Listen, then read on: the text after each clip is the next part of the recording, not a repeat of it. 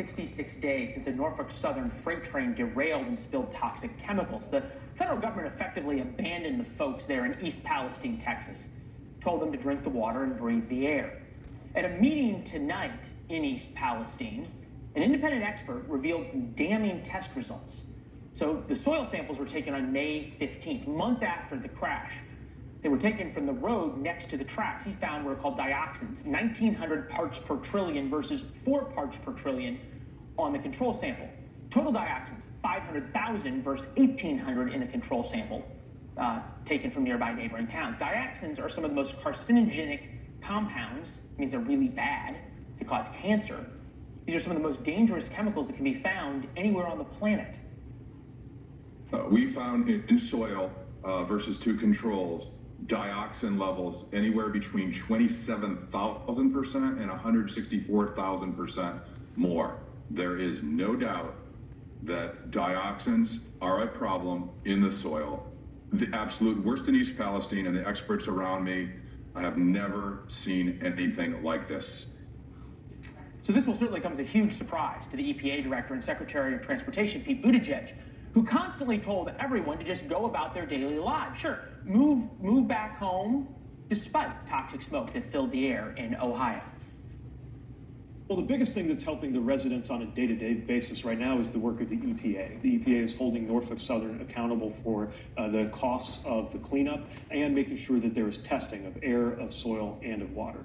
We have deployed the highest technologies for air quality monitoring. We've deployed a high-tech airplane. We've got a mobile van over here nearby.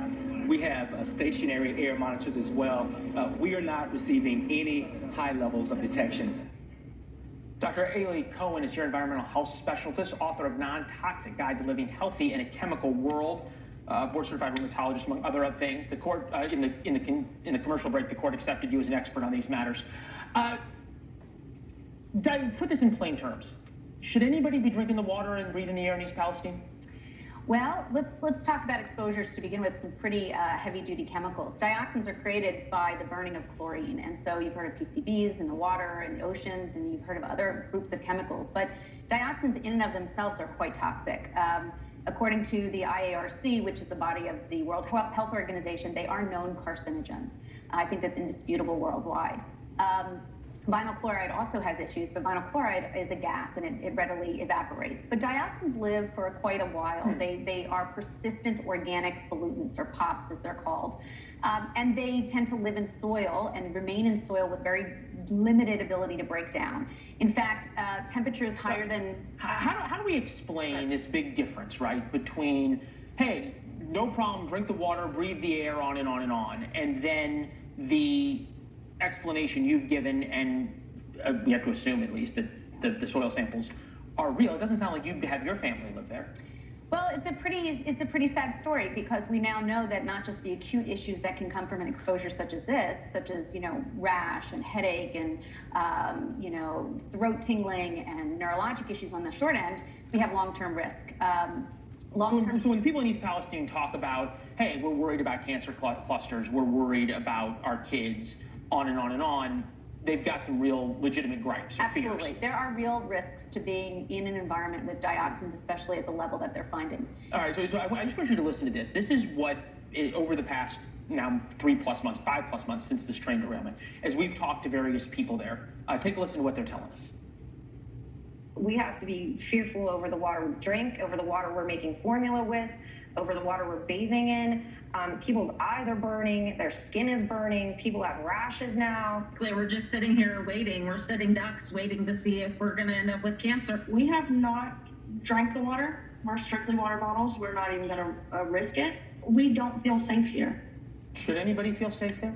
I think it's a difficult case. I think people should feel very unsure and very worried. And I think given that what we know about the data causing not just cancer risk, we have immunologic issues, we have reproductive health issues, developmental risk issues, pregnant women who are exposed, breastfeeding mothers, reproductive young teens. We have a lot of risk here. So I think that there is some real concern, not just in the short term, but in the long term as we watch how these dioxins play out in their levels. You're presenting a pretty grim case, and at the same time, I don't think I'm too far from the mark when I say the federal government's abandoned them. Certainly we haven't seen a declaration, a federal declaration of disaster. We haven't seen Norfolk Southern come in and pay people off for the property and get people out. How late is too late in terms of when the damage has been done to these folks? I think we need to look back in history, and we need to see some of these other exposure situations where we see how it played out with specifically dioxin exposure. We've had many in our history, not just in this country, but internationally.